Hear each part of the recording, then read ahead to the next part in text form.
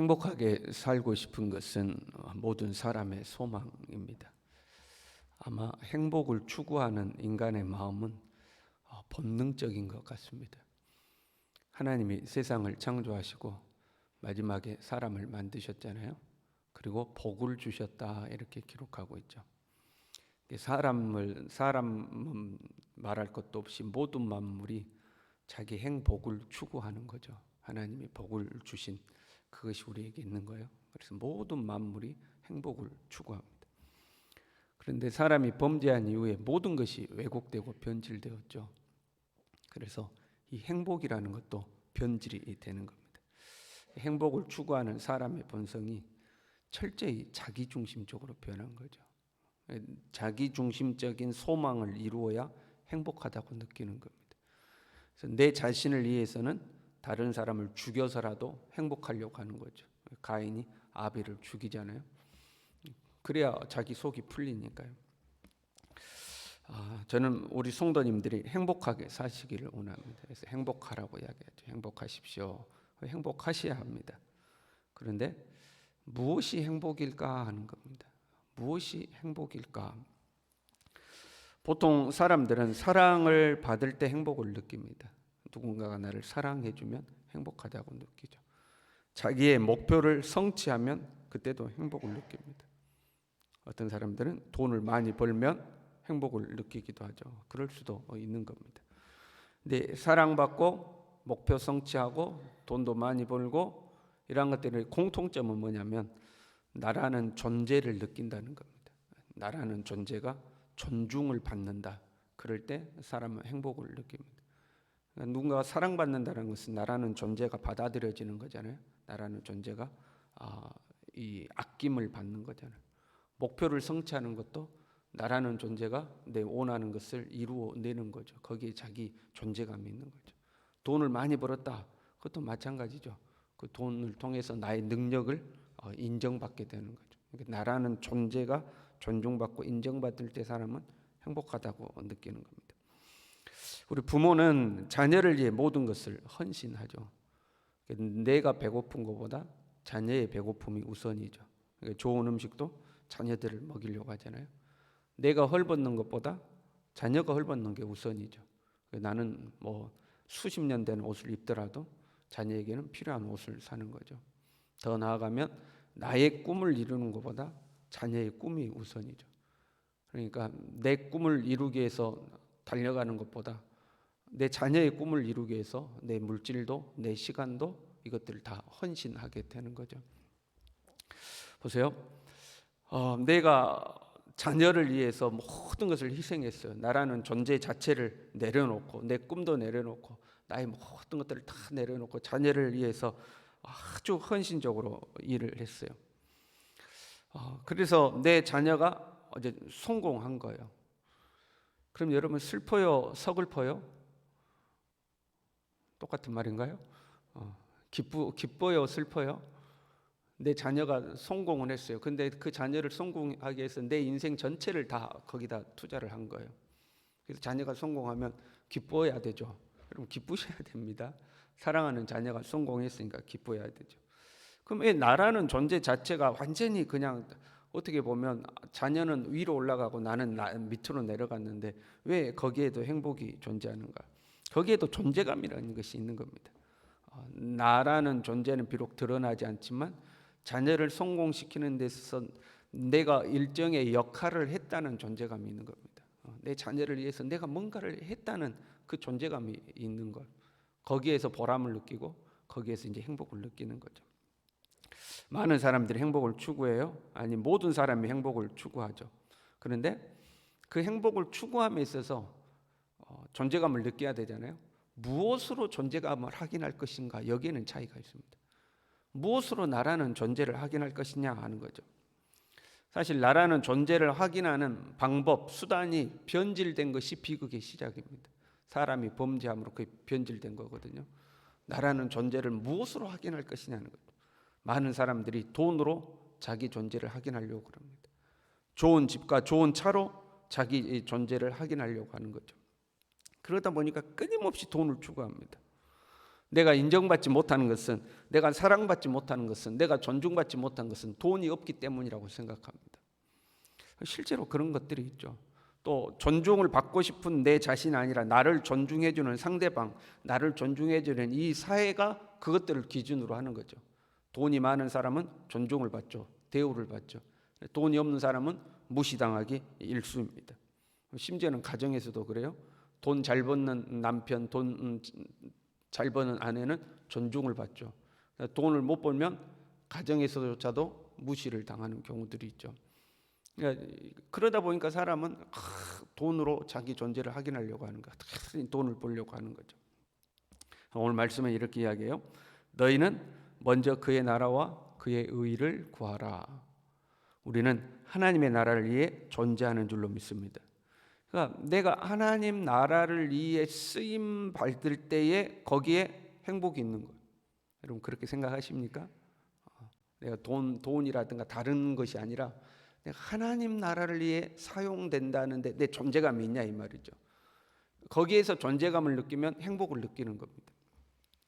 망치는 못을 받기 위해 존재하는 거잖아요. 망치는 못을 받기 위해 존재하는 거죠. 근데 어떤 사람이 망치를 하나 샀어요. 그래서 망치를 아주 예쁘게 꾸몄습니다. 망치 손잡이를 아주 기가 막히게 예쁘게 꾸몄어요. 그 망치 머리도 닦아가지고 아주 반짝반짝하게 아주 닦았어요. 그러면 망치가 행복할까요? 어떻게 생각하세요? 막 내 몸을 손잡이를 예쁘게 꾸며주고 망치 머리를 반짝반짝하게 기름칠해서 닦아주면 망치가 행복할까요?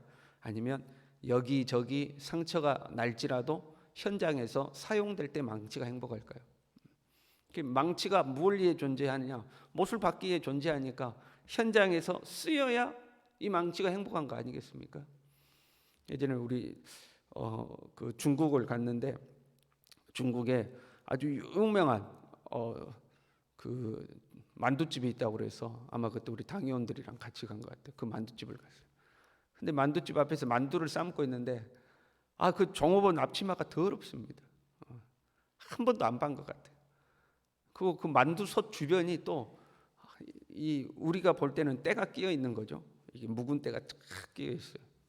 선교사님한테 물어봤습니다. 아니 좀 앞치마도 빨고 그 솥도 좀 닦지 왜 저렇게 하냐 그랬더니 이 사람들이 그게 자기 자부심이라는 거예요.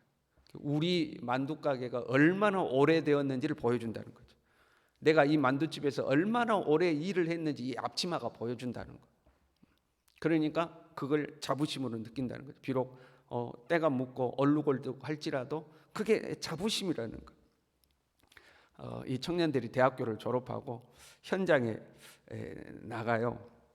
그러면 이제 초보자가 나가면 연장을 새로 다 구입할 거 아니에요. 아주 반짝반짝한 연장을 이제 그 현장에 가지고 나갑니다. 그리고 자기는 대학도 나왔고 공부도 했고 이제 뭐 대학에서 이론도 배우고 해서 연장 반짝반짝한 거 갖고 나가잖아요.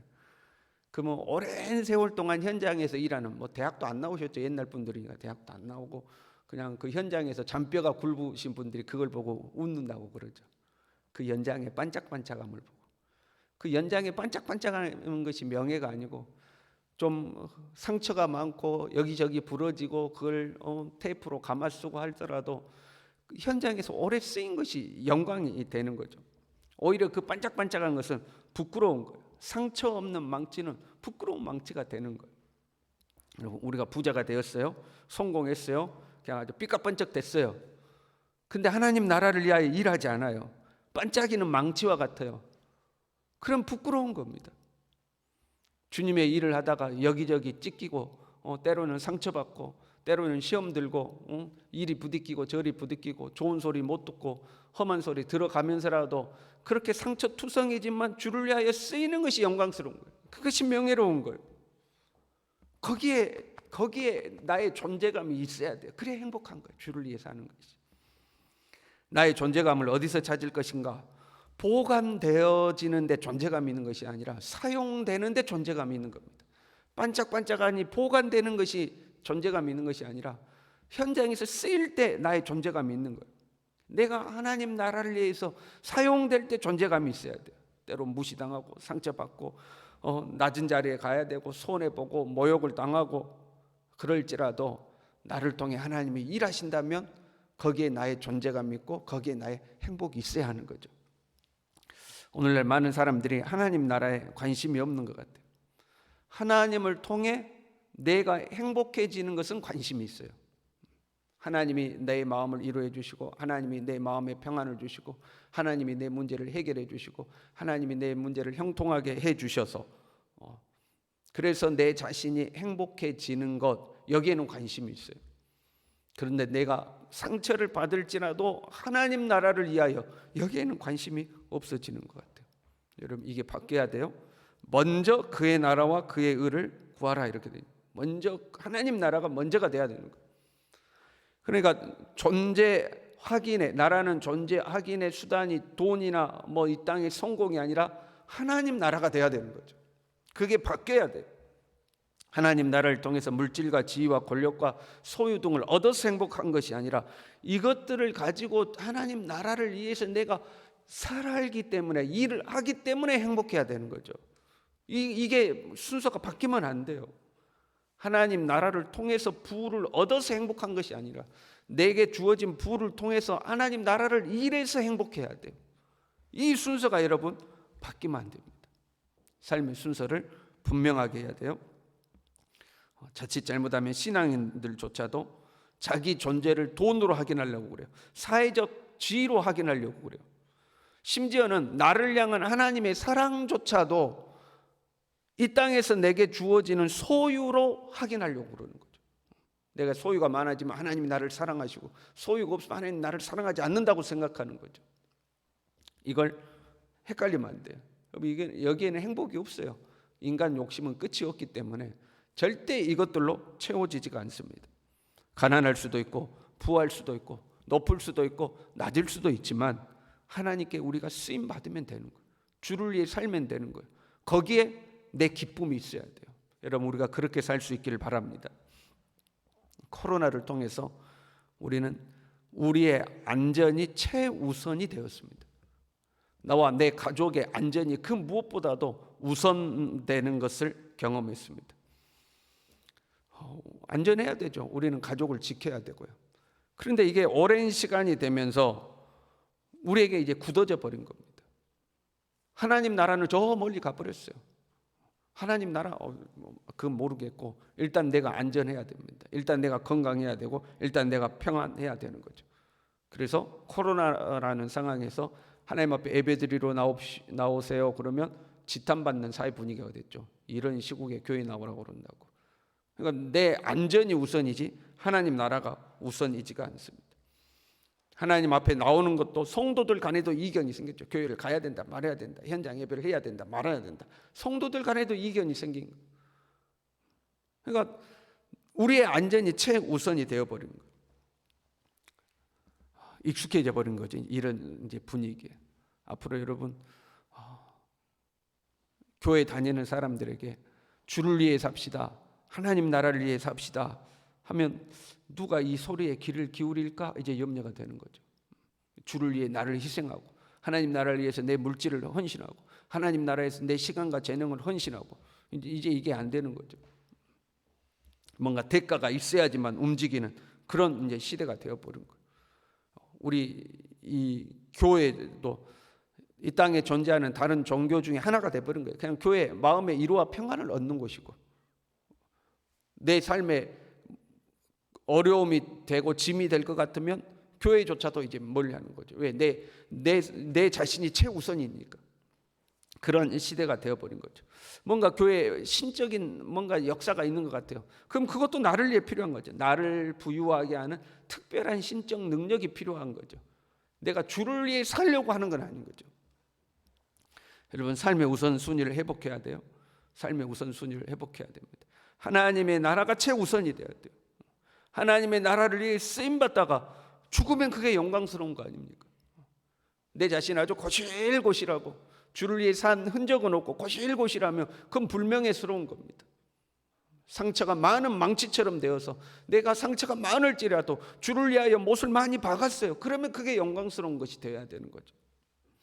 그렇다고 우리의 삶의 나머지 것들을 다 포기하라는 것은 아니죠. 너희는 먼저 그의 나라와 그의 의를 구하라. 그리하면 이 모든 것을 너희에게 더하여 주시겠다고 약속하고 있는 겁니다. 하나님 나라가 먼저고 나머지는 그 다음이다 하는 거죠. 여러분, 이 순서를 회복하시길 바랍니다. 순서가 뒤바뀌면 안 돼요. 순서가 뒤바뀌면 우리가 교회를 다니는 것 같지만 엉뚱한데 우리의 삶의 목표가 있는 겁니다. 하나님 나라가 가장 우선되는 저와 여러분 될 수 있기를 바랍니다. 기도하겠습니다. 하나님 아버지, 너희는 먼저 그의 나라와 그의 의를 구하라고 말씀하셨습니다. 하나님, 우리의 삶의 우선순위가 최우선이 하나님 나라가 될 수 있도록 주님 우리를 붙들어 주시옵소서. 내 삶의 어떤 이익과 소유를 얻기 위하여 하나님이 필요한 것이 아니라 내가 가지고 있는 것을 하나님을 위하여 사용할 수 있는 하나님의 사람들이 다 될 수 있도록 주님 우리 모두를 붙들어 주시옵소서. 땅의 것만 쳐다보고 땅의 것만 쫓아가다가 하나님 앞에 불명예스러운 자로 서지 않도록 하나님 이미 내게 주어진 것들을 가지고 주님을 위하여 살아가는 우리 모두가 될 수 있도록 한 사람 한 사람 붙들어 주시옵소서. 예수님의 이름으로 기도 올리옵나이다. 아멘.